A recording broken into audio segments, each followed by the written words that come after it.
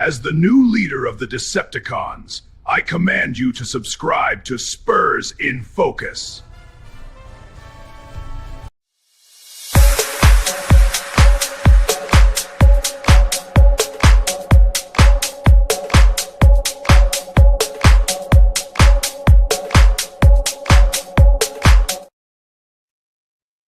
Your San Antonio Spurs picked up a Game 3 win, regained home court advantage. That's right. Yeah, Rudy's clapping. And now they are seemingly in control of the series versus the Minnesota Timberwolves. Welcome to a live episode of Spurs in Focus right here on YouTube, iTunes, Spotify, Pocket Cast, Amazon Podcast, YouTube Music. The list goes on and on. Go subscribe right now. Don't forget about the Substack, Spurs in Focus Substack, completely free. Sign up. You're part of the crew. I am Jeff Garcia, longtime Spurs writer in San Antonio. The man next to me, you know him, you love him, Rudy Campos of the Sports Answer. And we are back with a live reaction from Spurs beating the Wolves. It was a close one for most of the game, so the Spurs took control late in the fourth period, beating Minnesota 115-108. We thank y'all for joining us. And if you have comments, leave them in the comment section. We'll read them later on the show. We got a lot to talk about. What went right for the Spurs? Did anything go wrong for them? Yeah, there was a couple of things that did go wrong. And what was our turning point? Standout stats, players that stood out to us, so much more. Join us in just a few minutes. Rudy, how you feeling after the win? I'm feeling really good considering I called 117 to 110 earlier in the Friday drive with you in the Sports Answer. I called 117, 110. If they could only just score 2 more points each, I would have nailed it right on the coffin, man. Nail on the coffin there. But nonetheless, Jeff, yes, I do have a DeLorean. You did ask me earlier. I knew it. I knew you had a DeLorean. Doc gave you that car there. You hit 88 miles per hour, and he took off into the future for right. Game 3. It was a great win. It was a much needed win. Why? Because historically, the team that wins Game 3 goes on to win the series more often than not. It's like a whopping 90% or 80, high 80s or 90s around there. It is good. In other words, it's a good thing. It's a good thing the Spurs got the W. They have the Wolves on their heels now with Game 4 looming this Sunday. But that's for another episode. We're going to talk about Game 3 right now. Right off the bat, Rudy, I love how the Spurs came out aggressive, took a commanding lead to start the game. Love the focus, loved all that about it. But if we can get the one big bad thing out of the way first, was they blew the lead. They blew the lead. They allowed the Minnesota Timberwolves to come back, take the lead over the young Spurs. I thought momentum was going to swing towards Minnesota for the rest of the game. It did not. The Spurs fought back. They were physical. They answered the call. When Minnesota went on runs, they weathered the storm. The Spurs went on runs of their own. Wemby was being Wemby again. Likely more on him later. You saw everything just work out for San Antonio. The 3-shot was falling. As I mentioned, the physicality was matched. Yes, the Spurs did what they had to do, and they got the home court advantage back. Rudy, what did you see from this team in Game 3? So the Game 3 start to for San Antonio, Minnesota, it's exactly what happened in Game 2. I mean, they came out strong. I think they were up 14-1 or went on a 14-1 run to start the game. And, of course, Minnesota did come back, something that's very expected. You're playing in Minnesota, playing against a hostile crowd. There was some calls. I love that the refs were allowing them to get physical and not making a whole lot of calls. Absolutely loved it. But from what I saw was the continuation of that Game 2 thrashing that they gave the Timberwolves. Yes, that's the kind of start that San Antonio needed to see and needed to have. Earlier, we talked about who this game meant more to, and I said the Spurs because you had to keep that momentum. You didn't want to give Minnesota any type of opportunity to get any type of hope or even to get focused. They did for a while there. They ended up tying the game, and the thing is that that's what we wanted to see out of San Antonio. Keep that focus, keep that momentum. They started off hot. They went ahead and they let their foot off the gas for a little while there. Tied at halftime, 51-51. But again, that second half, we used to hate that third quarter. But, man, that third quarter is becoming our best friend lately, isn't it? Well, yeah, it was. But, if they had a 15-point lead in the first half and they blew that. I even texted you about that. I said they blew a lead and, you were like, oh, yeah. Really? Like that bad? Yeah. 15-point lead gone just like that. And again, even though the Spurs took a punch and saw their double-figure lead go away, they never wilted. They never wilt. They didn't wilt at all. They held their heads high. They came out with aggression. Yeah, as you mentioned, it was tied 51 at half. And look at some of the halftime stats here. The Spurs seemingly in control, out rebounding the Wolves at halftime, 33-26. Yeah. They were, I think we go here going to the free throw line, connecting more on their free throws, 78% to the Wolves, 62%. Everything was going right for the Spurs. Everything was going right for the Spurs.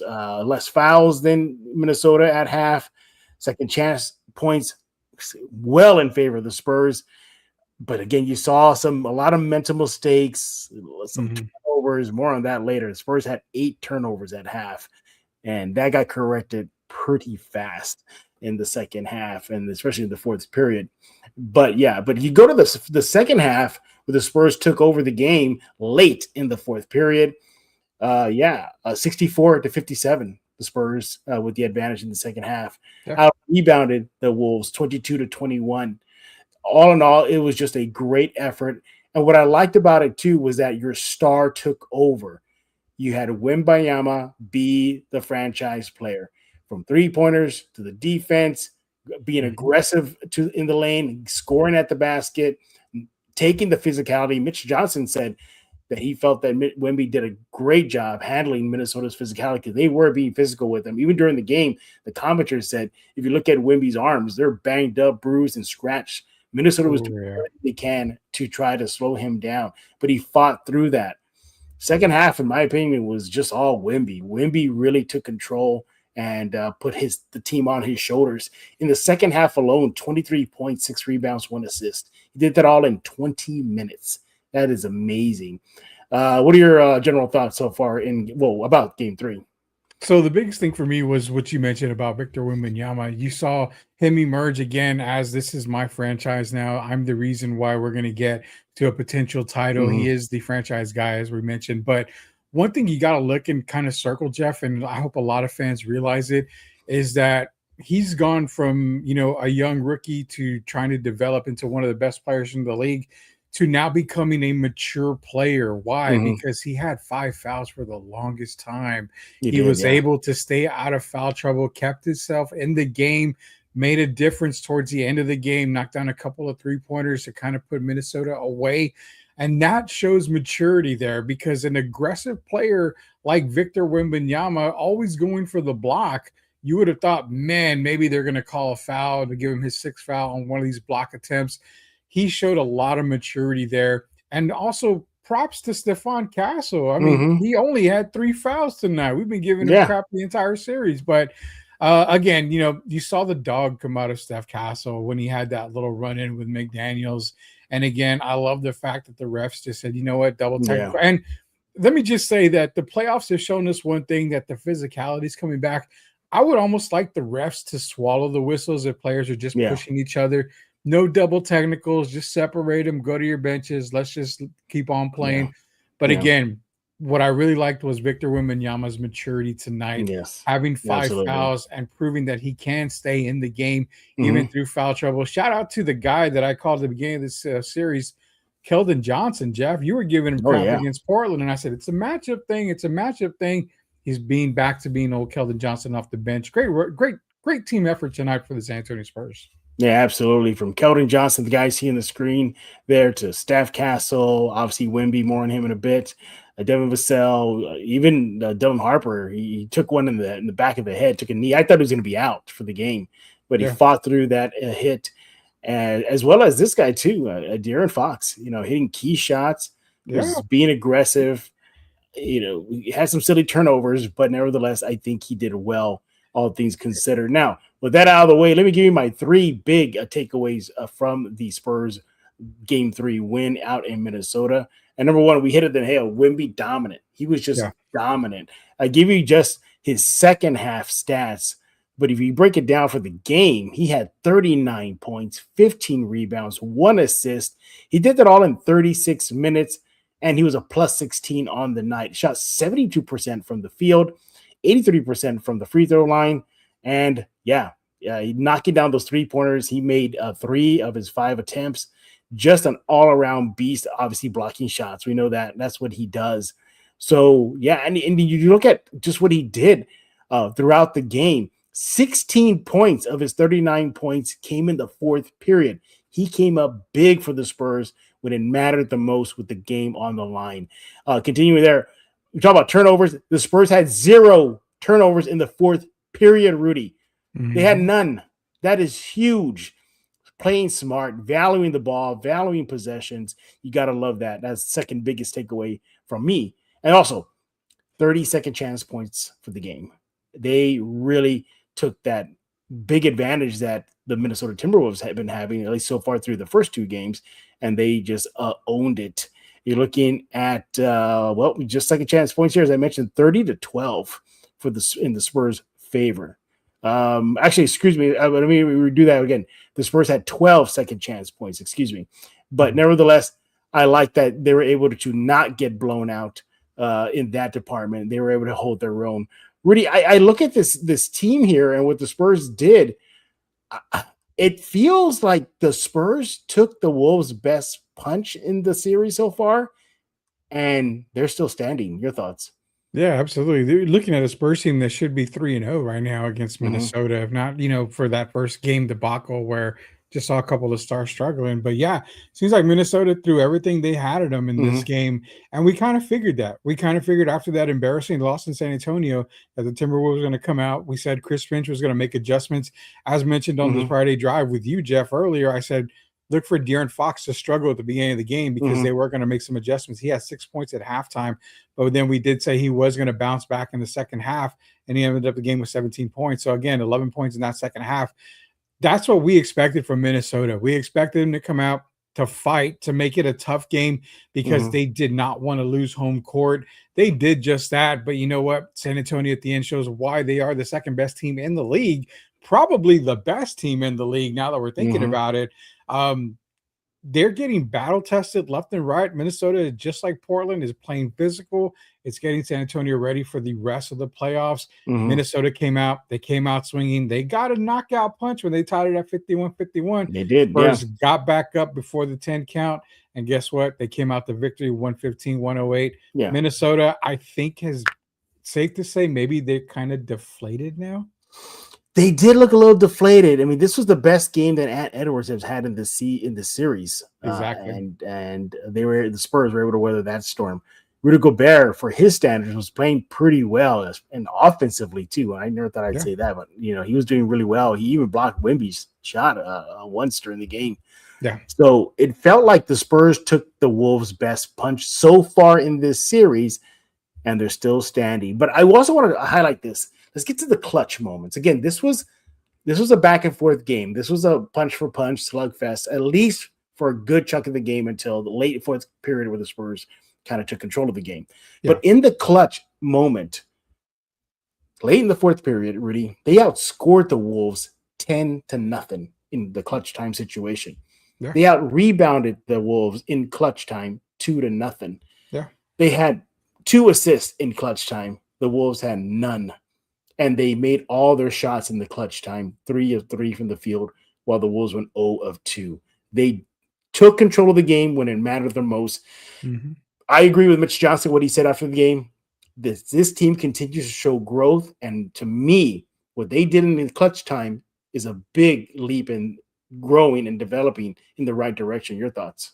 Absolutely, man. I mean, Mitch is completely correct on that when he says that the growth and development of this team it's proving that this team is that good, man. I mean, you always hear about the young, the youngsters and the immaturity, and maybe they don't have enough playoff experience. For whatever reason, no playoff experience Spurs feels like they're like this 10-year veteran type team. Right, yeah.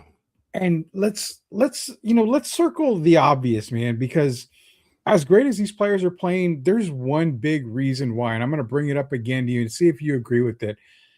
If this coaching staff was not assembled, you may not see this kind of team. Interesting. The perfect staff under Coach Mitch Johnson for his first year. And again, you got to give him props, man. Every player in this system has played under a pop system previously, just about. you see the difference between night and day. And it's not a knock on Popovich at all. Love Coach Pop. But sometimes different coaches get better out of their players than a previous coach did. And you're seeing that from Coach Mitch Johnson. You see Sean Sweeney on the sidelines giving direction on the defensive side of the ball. This team is a completely different 180-degree turnaround team. And you got to start it with the coach, man. They're doing a fantastic job. They're making the correct adjustments in the playoffs. You saw them come back from Portland, down 15, down 17 to win those games. They've been able to really, honestly dismantle the Minnesota Timberwolves. And let's be real, through 3 games. I mean, it is through 3 games. Right. They've been able to dismantle Minnesota. And it's not always just on the players.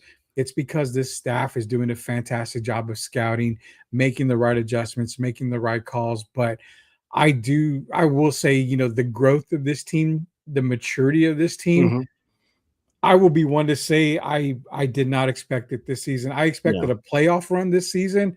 I did not expect to have championship aspirations this season. Well, they are knocking on that door. 2 more wins, and they get to the conference finals. Yeah, we'll see about that. But before we continue here, I gotta talk about this too, and I think this gets highlighted through the stats here. Sure, is just how much they trust one another. So for the game now, we're talking about the overall game stats in Game 3, right?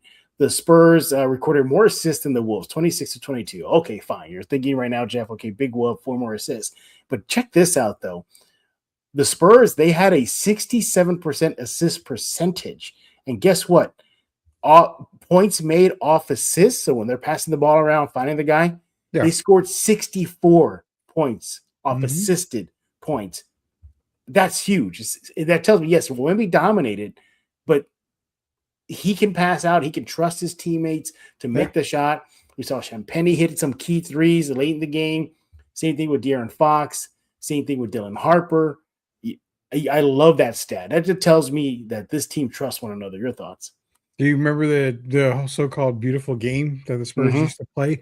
Move the ball around, and that's kind of what we're seeing with San Antonio. They're not looking for their best player, Jeff. They're looking for their best available shot, and that's what they're getting.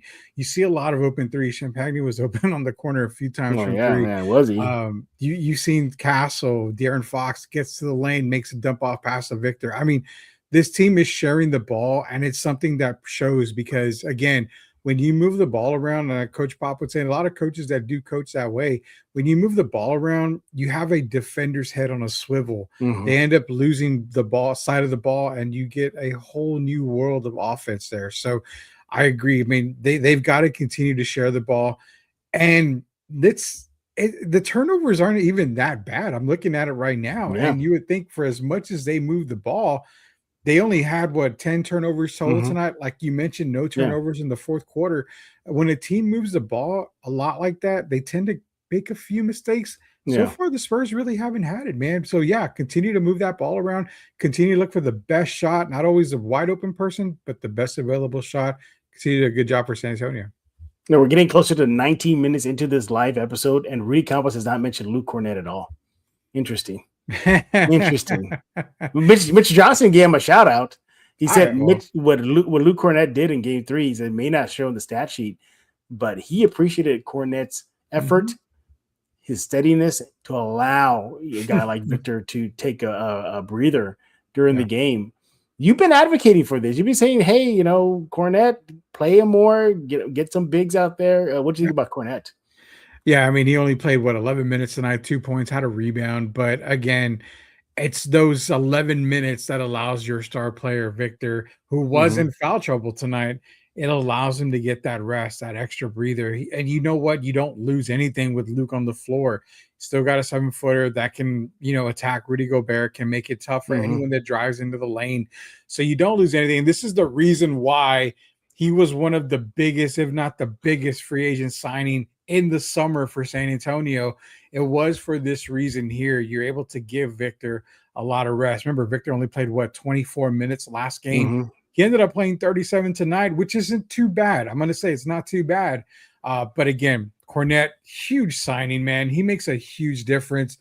safe to say that I think Sunday on Mother's Day, Cornette, I'm gonna put the minutes at about 14 for him Okay. for All that right. day because I think Victor's gonna get a little bit more rest. Before we get to our standout player and turning point, et cetera, and of Sure. course, you guys, we haven't forgot about you guys. Your comments will be read later on in this episode. Steph Castle, you mentioned the big thing about him. He didn't get into foul trouble, well below his averages as far as fouls are concerned. He averages 5. So for the game, he had 3. But we talked about this too earlier today, or I guess yesterday. By the time we're listening to this, we're watching this show. Yeah. Should he tone down his aggressiveness? And he didn't. He mentioned he got in a little bit of a pushing and shoving match with McDaniels there. Was still being that relentless driver. I'm glad he did not tone down what makes him good, what makes him great, is getting to that paint. But what I want to highlight is this. So Castle, yes, he scored. Good job, Castle. But we're talking about assists. He facilitates. So he had 12 assists versus the Wolves in Game 3. But check this out.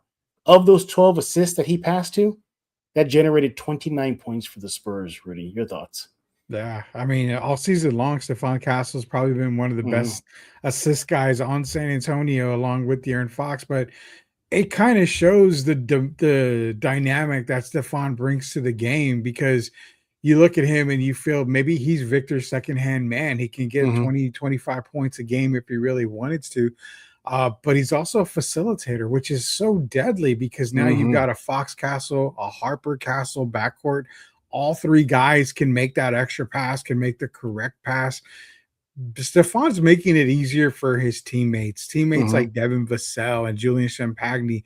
Once he gets rolling, scores a few points, they've got to keep their eye on Stephon Castle at all times. So what does that do? When he gets the ball, someone's going to be open, and that's what he's doing. He's finding the right guy.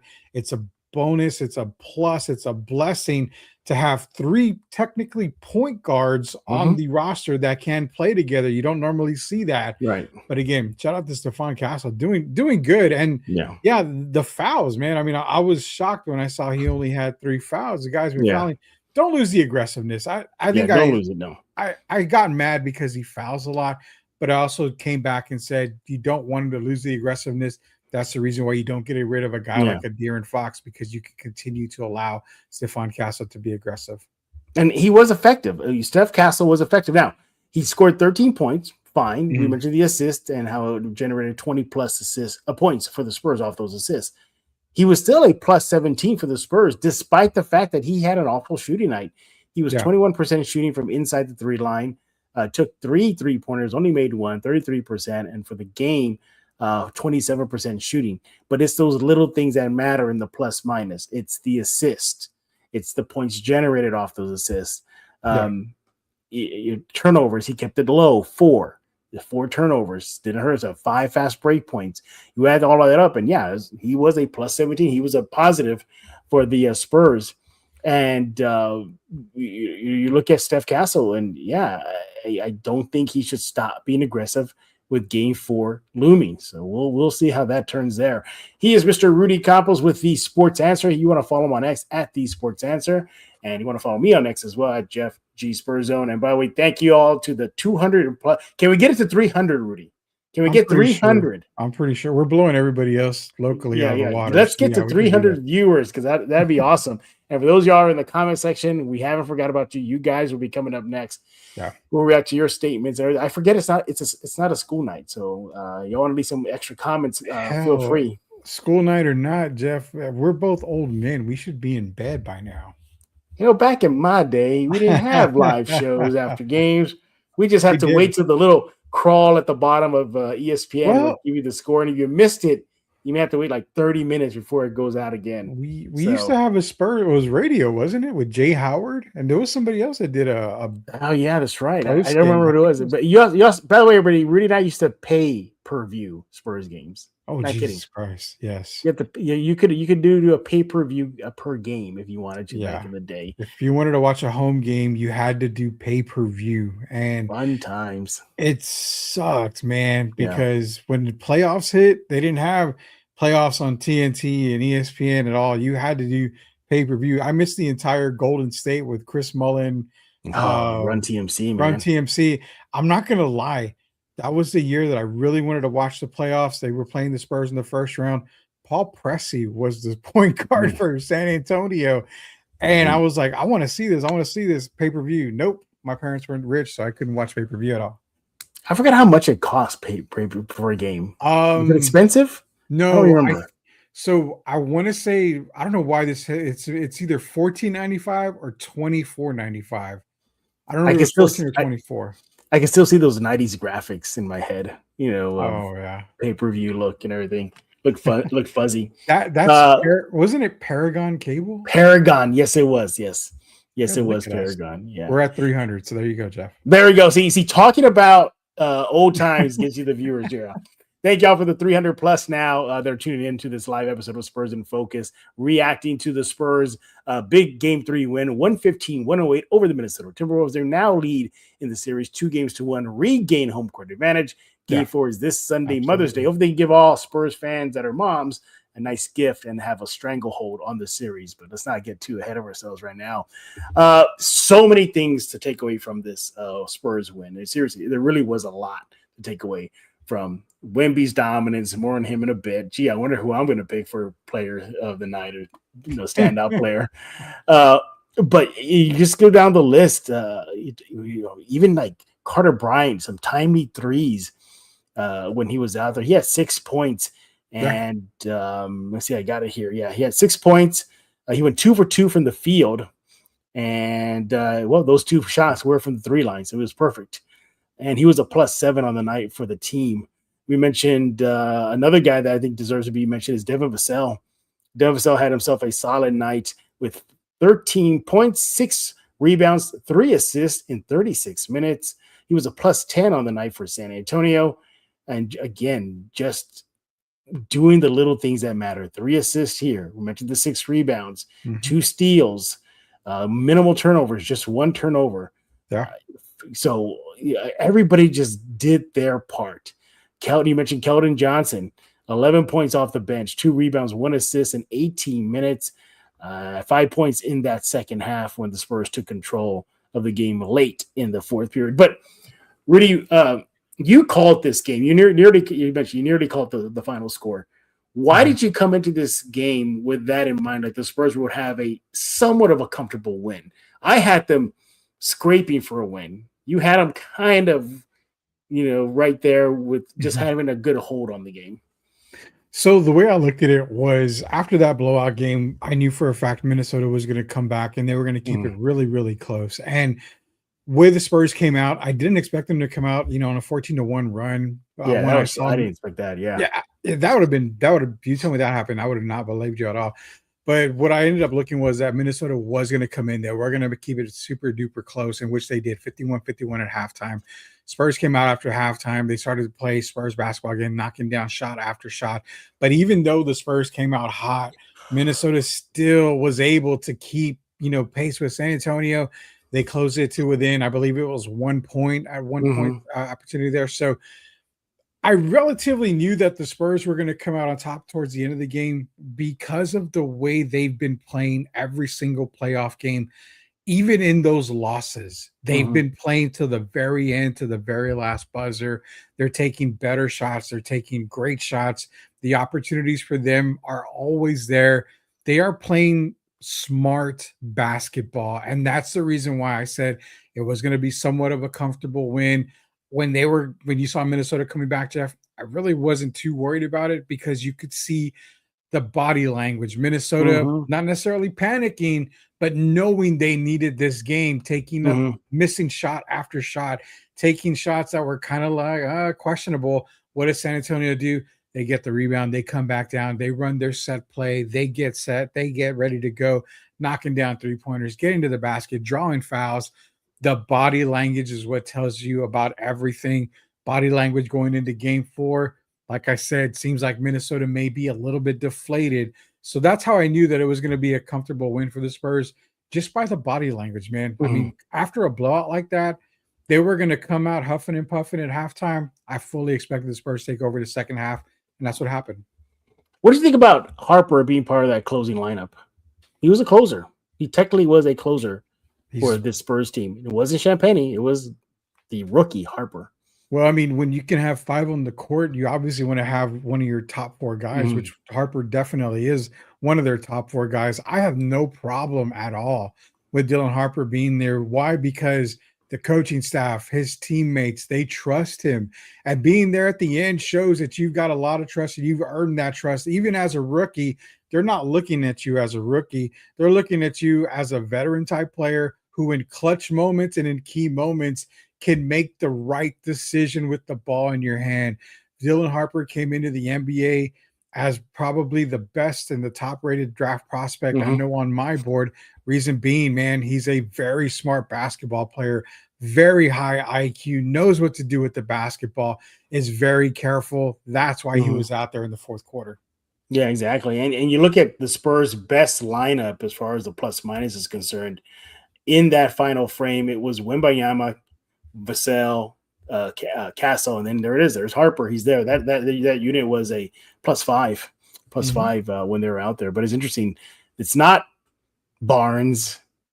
It's not a guy like a veteran that'll do the smart thing. No, it's that guy you see on your screen. He's part of that crew there. All right. I see the comments coming in. We're gonna get to it, but it's time to break down this game a little bit with a little more finer comb here. And let's start off. I always have this game with Rudy. Right? He knows what the categories are, but he doesn't know what order I'm going to go in. So, Rudy, do you want to pick the category, or do you want me to surprise you? It's a game that we play. It's kind of our tradition. So you surprise me. You know what? Let's see what the fans say. Well, fans, should I drop this on him? Who is his play? The standout stat, the standout player, or the turning point? You want to leave a comment in there? We'll get a great game. All right. Well, I guess I could work with that. Nope. Do I see any there? No. Okay, then I'm going to take control then. You take control. I'm going to take control. I gave you a chance there, everybody. I give you a chance. Let's throw this towards Mr. Rudy Campos.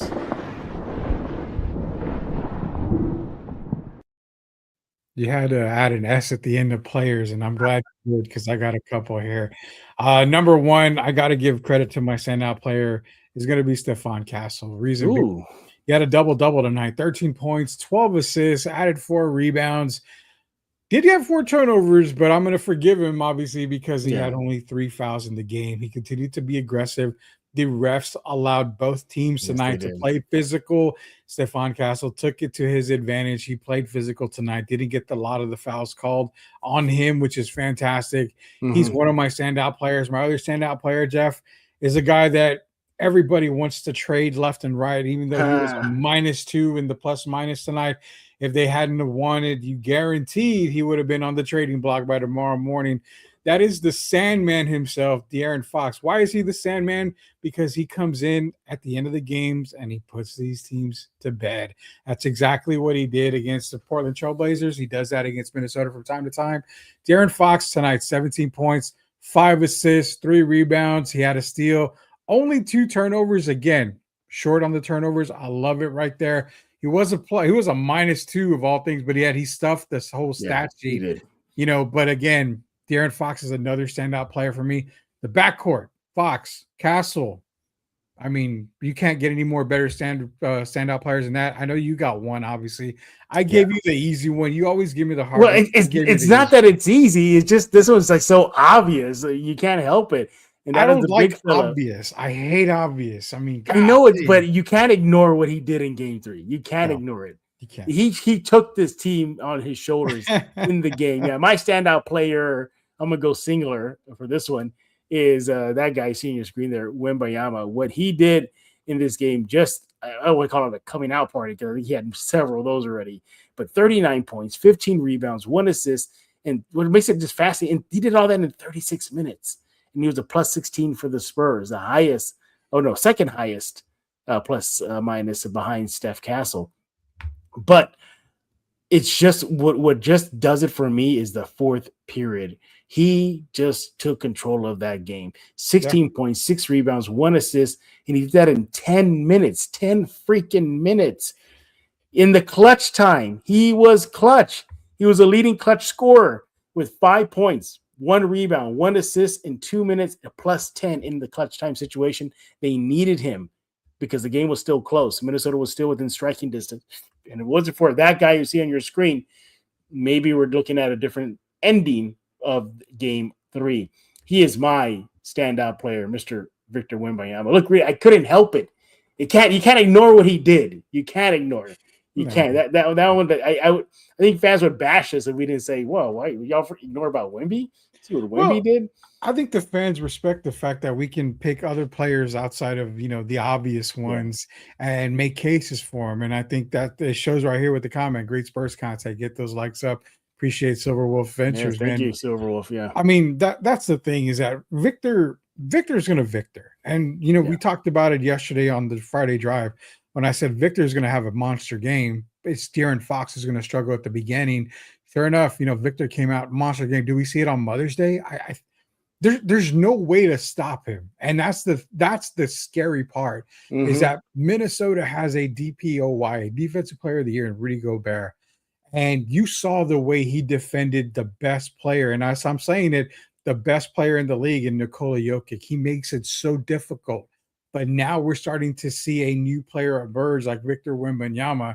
Gobert hasn't really figured it out on how to stop him. And yet they're from the same country. They play Olympic basketball together. You would think he'd have some kind of idea on how to guard Wemby.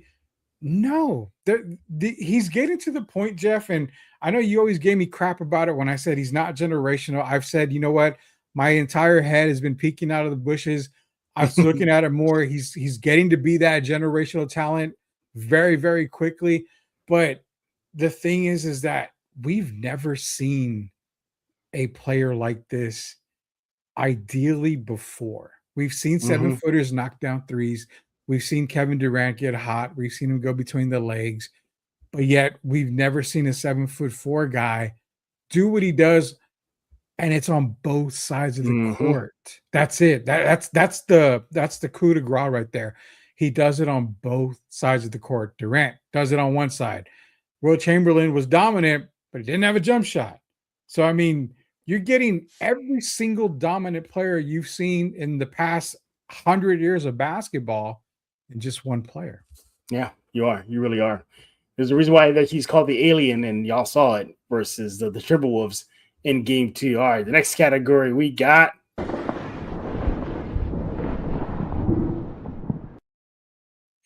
Oh, man, standout stats. There's 2 of them for me right here. Take it away. They kept the Timberwolves under 10 points on the fast break. They were able to beat them 13-7 on fast break, a stat that they've been dominating, against Minnesota. Even in game 1, they dominated Minnesota on the fast break stats. Minnesota has yet to score double digits on fast break points. Ooh, good point. Amazes me because you've got a player like Anthony Edwards, Jaden Daniels. These guys like to run. They are not able to run on San Antonio. So that's one of my stats. The other standout stat was, again, the points in the paint. Not just Victor. It's the attacking by Dylan Harper, De'Aaron Fox, Stephon Castle. All of these players, yes, they are shooting the 3 ball, but yet they are still getting to the paint and making it tough for Minnesota, especially again tonight when Minnesota was able to score a basket. They get back down the court to get a layup or an and one or something in the paint. 2 major categories that the Spurs keep winning. They keep doing that. It's going to be night for Minnesota in 5. Ooh, 5. Yeah, I mean, that'd be great because it looks like the Thunder are taking care of business versus the Lakers. Seriously, Lakers are going to win game 3. I'm already calling that.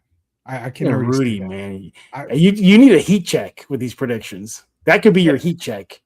Well, yeah. I mean, if anybody wants to have me on Laker radio, I can do that too. Do you think the series changes completely if Luka was playing? The Lakers would guarantee to get 1 game for sure. I think maybe 2, maybe 2 with Luka. All right. Well, hey, y'all here for Spurs talk, not Laker talk. All right. Yeah, no. Hey, so Rudy, great stats, good picks. For me, I think I'm gonna go with this number. I got it right here. Let me get it for you guys here. 38.8. So what is that? Free throw rate. The Spurs had a better free throw rate than the Minnesota Timberwolves at 21.2. The aggressiveness was there. They were getting to the line. They were getting Minnesota in foul trouble. They were breaking down their defense. Last I checked, Rudy, I thought that's what Minnesota was known for. One of the best defensive teams in the league. Well, this free throw rate shows me otherwise, that they were getting the calls in their favor throughout the game. 38.8% for the Spurs free throw rate. I love that. They got to keep up that aggressiveness, that physicality, make the refs make the calls. Castle, don't even hit your pinky toe on the brakes. Just keep on doing what you're doing. Victor too, you saw him being aggressive going to the rim. All in all, I thought that was a good stat for me. I love that rate. Free throw rate, just was way up there.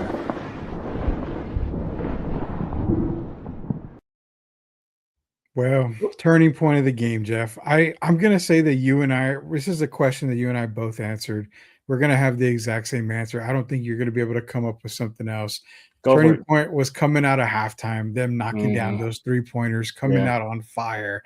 No starter had a 3-point made in the first half. What happens? They come out in the second half, and every starter knocks down a 3-point shot. So that is a definite turning point of the game. Tied 51-51 going into the locker room. Minnesota feeling good because they hit buzzer beaters in the first 2 quarters. Hey, came back in the third quarter. They thought, okay, we can contend. No.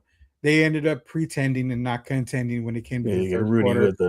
The Spurs came out hot, Jeff. That is the turning point of the game. That's when it just went bonkers and haywire in Minnesota. I did not see tears on Timberwolves fans because they know there's a game 4, but there was a lot of sniffles in that crowd there because of the start that the Spurs had in game 3 of the third quarter of game 3.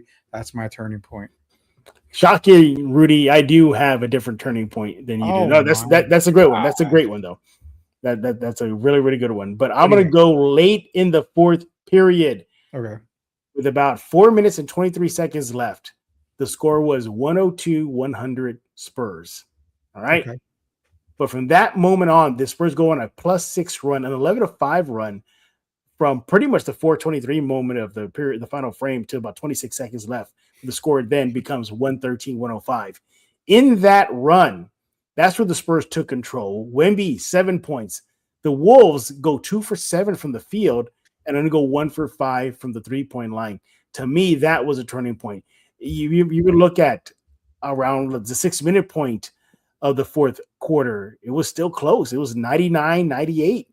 The Spurs with a 1-point lead. About 4 minutes and 38 seconds left in the game. It was 102-100. Spurs with the lead. Slim lead. But that run turned the whole game. Victor was being Victor. Put the team on his shoulders. I'm going to go with that. The fourth quarter run to seal the deal. Thanks to that guy you see on your screen right now, Victor Wembanyama, and the rest of the crew there. But what a game, everybody. What a game. Absolutely. 2-1 series lead. Rudy, what are the fans talking about right now? So we got a lot of comments in. A great question came up, and this is from Matt Silverwolf Ventures. He says, is Minnesota a tougher team than OKC for the Spurs? That is an absolute good question. Brilliant question. Now, let me rewind the clock here a little bit and said that, before the playoffs started this year, I said your NBA champion was going to come in that part of the bracket, which was Minnesota, Denver, San Antonio, Portland, not so much. But those 3 teams, your NBA champion was going to come out of. You saw the way the Spurs played OKC in the regular season. It wasn't false. It wasn't a false narrative. It wasn't something that was like, it's just regular season. No, they put the beating on OKC, even during a close game. They still were managed to able to control OKC. If SGA was getting his, nobody else were getting theirs. The Spurs know how to tame Oklahoma City, and that is why I'm saying easily Minnesota is the toughest team. The Spurs have the toughest path to the NBA Finals coming out of the Western Conference. You see what OKC is doing. OKC, they're playing against teams that aren't really technically playoff teams. Let's be real. OKC, no. San Antonio, yes. Minnesota, San Antonio, that is preparing them for the next round. Should they get there against OKC? Yeah, I think Minnesota's the tougher team. That is a great question. And something I'm going to let you know now, Silver. I'm probably going to use it for an upcoming episode of Spurs in Focus. Should the Spurs survive this series? Yeah, that's a fantastic question. I'm going to have to say, because they present OKC is not as physical as Minnesota can be. The only thing, I don't know. Do you want to add the refs in as well on the Oklahoma City side, because that could be a huge part there. That could be a tough Oklahoma City if the whistles go their way all the freaking time. But yeah. but We'll outside see. of that stupid thing, no, I think the Spurs. It feels like the Spurs were almost built for the OKC Thunder. I mean, to just take them on, and we saw in the regular season, even in the one loss, it was just one loss. They went on 5 times and they beat them 4. That's your defending NBA champs there. But good question. All right, what else is everybody talking about? We've also got Oberyn in here. He did mention that it was a great game. Yes, it was. Everyone back in here. He plays defense. He plays defense very well. Can score as well as Castle times. I'm not sure who he was talking about there. Yeah. Also says "Go Spurs, go." Good. Your buddy. I don't know how to say that. I'm not going to say that right now. It's Quapt. Oh, Quapt. If you're still here again, it's Kobe wears a pink. The T's, but I don't remember. Trousers. I don't remember. Maybe go ahead. I don't know. Or maybe says a pink brothers. T-shirt. Yeah.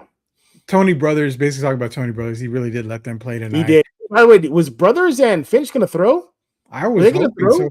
So good thing you brought that up. When they called timeout, a Timberwolves player put his hand on Tony Brothers and pushed him back.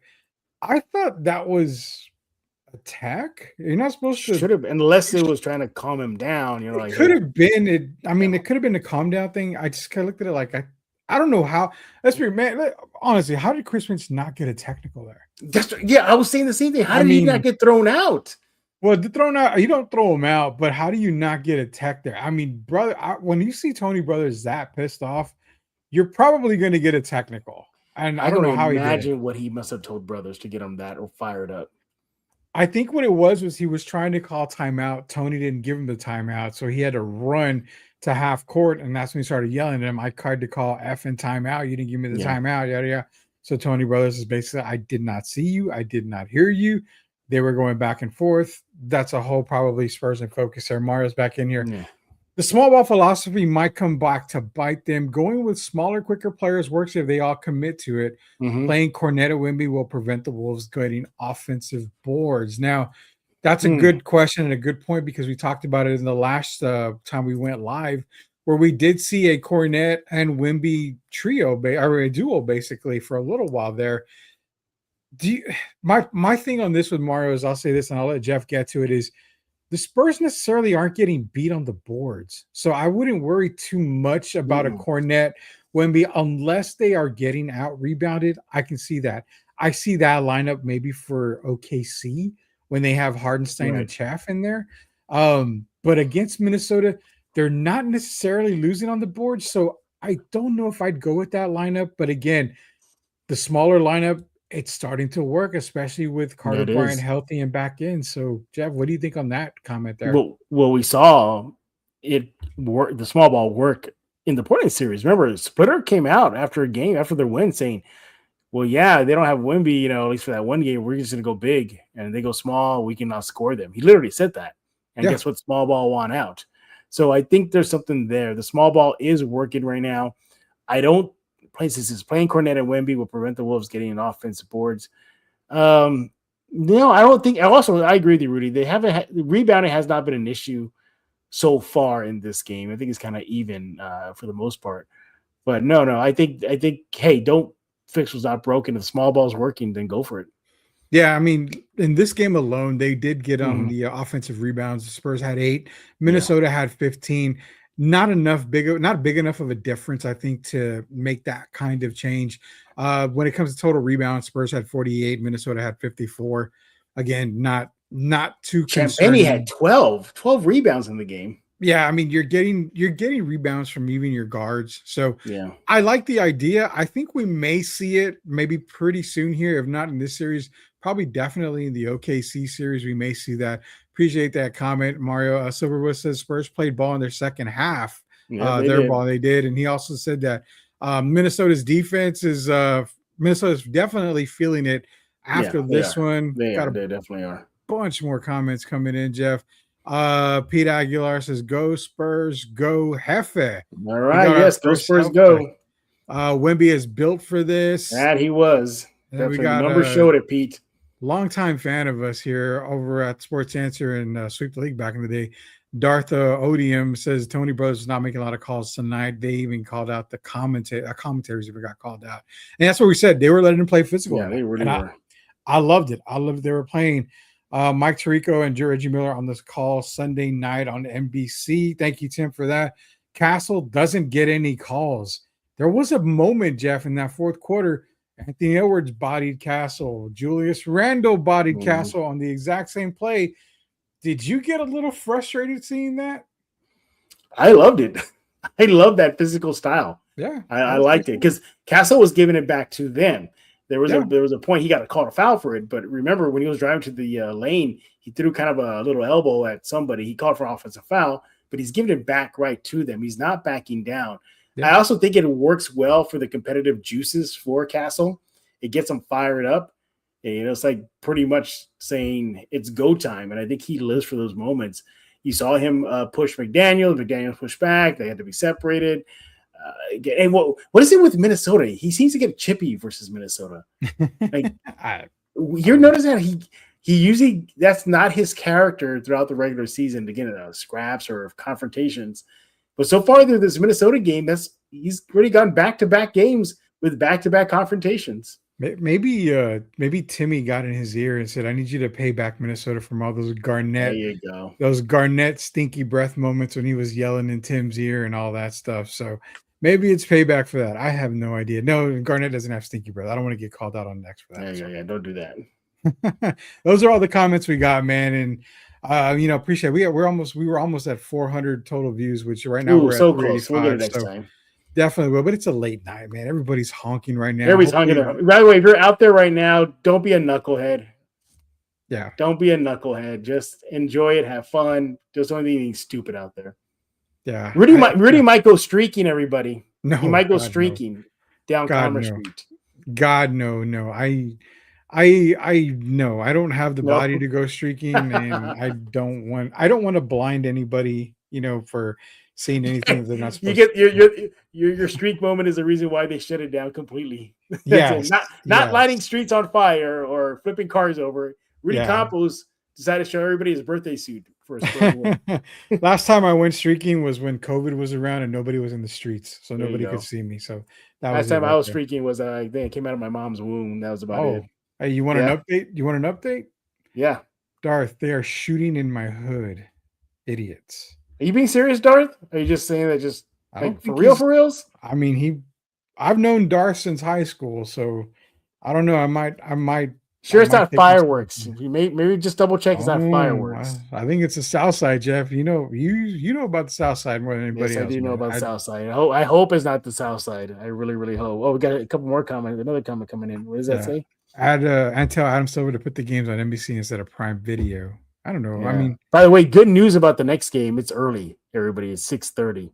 So I thought it was at 4. I thought it was at 4. Yep, there you go. Let me double check. Maybe I got the. No. It's at 6:30. But originally I thought it was at 4. But yeah, he lives on the west side where I used to live. Shout out to Calabria and General McMullen. He says, yeah, they're shooting. Rudy, go tell your people to calm down. I moved away from that area a long time ago, Jeff. I'm not going to go back. Don't go back right now. That's a bad idea. You can take the boy out of the hood. You can't take the hood out of the boy. So I'm not definitely going to go back to that at all. Yeah, but look, a great game.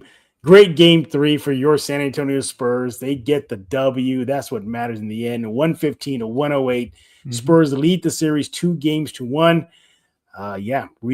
Regain home court advantage.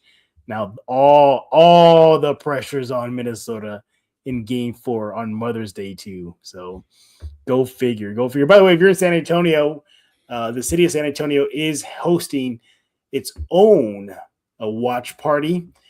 For more information on that, you want to go to Spurs in Focus on Substack. Can't miss it. I have a picture of the Coyote on the Spurs court. Their city of San Antonio announces 2 free. They're free, everybody. They're free. Go check it out. Spurs in Focus. If you want to go hang out with your fellow Spurs fans, or maybe take mom out and check out the game with her for a while. So there's that as well. So go check it out. Again, if you're out right now in San Antonio celebrating, don't be dumb. All right. Don't be shooting. All right. That's it. Oh, well, Omar is clarifying just to make sure we got the right stuff here. Fireworks in the West Side, John McMullen Commerce, go Kennedy Rockets. Yeah, shout out to John McMullen, man. I'm a kid from the mean streets of General. I'm a kid from the mean streets of General McMullen and Culebra. So I lived right there down the street from St. Mary's. You know St. Mary's. I mean, come on. That was my hood for 4.5 years when I was at St. Mary's. You were down the street. I still what I would go to the Fred's Fish right there on Culebra at the corner. Fred's Fish next to the car wash. Next to the car wash, right? And then I remember I lived on campus, even though I lived in San Antonio. But there was like almost like I don't want to say a swamp, but like a very non-kept, high, tall, grassy area. And we had some of the administrators tell everybody who lived in that dorm near it, saying like, "Be careful for rattlesnakes." So that's why they're called the St. Mary's Rattlers. There's literally rattlesnakes where I live there. Original Henry Puffy's Taco right there. Yeah, that's right. It was right there on the corner. Yeah, it moved, right? It didn't get shut down, right? No, it's still there. It is still there. They opened up another location, but yeah, it's still there.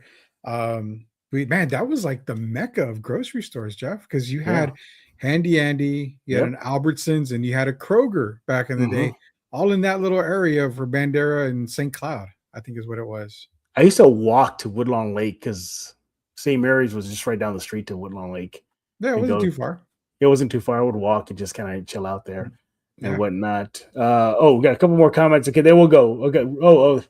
Somebody's reacted to shirtless Rudy. Rudy will run shirtless when Duke wins the national championship. Tim Gonzalez is a big Duke fan, and Tim knows I hate Duke so much. The reason to bring that up. I think the Wolves and OKC are both the same physicality. The difference is the refs let them play defense while they don't let their opponents do the same and make the team adjust to their D. And he does mention OKC is trash all around. So, yeah, a lot of comments. Yeah, good show, everybody. Good show. I'm purposely delaying because I want to see that number hit to 400, Rudy. I'm sorry. I just want to see hit for it. Henry Robitaille, look at it, Woodlawn and Bandera. Yes, it was. Still there, the original. The original. Okay, there you go, 400. I think. Okay, there we go. I'm now I can drop the mic now. Okay, we appreciate y'all, all 400 of y'all tuning in right now as we close this live episode of Spurs in Focus. Again, go subscribe right now. That can be on YouTube, YouTube Music, Amazon Podcasts, iTunes, Spotify. The list goes on and on. Substack, Spurs in Focus Substack is completely free. Go check it out right now. Become a subscriber. Be a part of the crew. That guy on your screen, he is Mr. Rudy Campos. Not going to go streaking. Sorry, ladies of San Antonio. But Rudy, what's going on with the answer? Sports Answer, man. Our main show is now the Friday Drive. Every single Friday, myself, Derek Irvin, you'll catch Jeff on there from time to time. We've also got other content coming out as well. NBA playoff talk. We're going to do some shorts for you guys out there. We'll have a couple of Box Score Studio and Sports Answer collaborations coming out very, very soon. And again, you can go to Answer Now TV, hit that subscribe button, where not only you will find Sports Answer and the Friday Drive, you also catch Spurs in Focus as well. So we got a lot going on, man. It's playoff time. And I have to admit, WNBA season just tipped off, I think, tonight. Right. So there's going to be more WNBA talk. There's going to be some NFL talk coming up because camps are opening up. So a lot of stuff. Hey, I don't know if you want to talk about this next time, but lottery is this weekend. This Sunday is right. The lottery. So there's a lot of interesting scenarios there. So keep an eye on the lottery, man. Yeah, don't forget, we'll probably do some SA Toros talk, but it'll probably be on Rudy's side of the field here. The pro team in San Antonio, the new pro team, just revised, is kicking off their season in just now 16 more days. Yeah. So, apparently there's a party at Rudy's tonight, so everybody go to Rudy's house. Leave the guns at home, please. Yeah, leave the guns at home. All right. Well, that puts a wrap on this episode or live episode of Spurs in Focus. Again, subscribe. What are you waiting for? Go to YouTube, hit subscribe. Spurs in Focus Substack, go hit subscribe. Podcast, you can go to Apple, iTunes, Spotify. You know where to go. Go subscribe right now. Maybe we'll be back on Sunday, depending on the schedule. It is Mother's Day. But after the game is over, there's a chance that myself and Rudy might be live. If not, we'll have an episode for you ready to go on Monday to recap Game 4. Hopefully it's a 3-1 lead at that time, but we shall see. Crossing fingers. Before we let y'all go, happy Mother's Day to everybody. Make sure to go say hi to your mom. Don't forget to run her on Sunday. Yeah, even if it's a quick hello, call, spend some time with her. So again, happy Mother's Day to all the moms that could be listening. and watching this episode of Spurs in Focus. So for Mr. Rudy will not go streaking Campos, my name is Jeff Garcia, and now you're in focus with Spurs in Focus.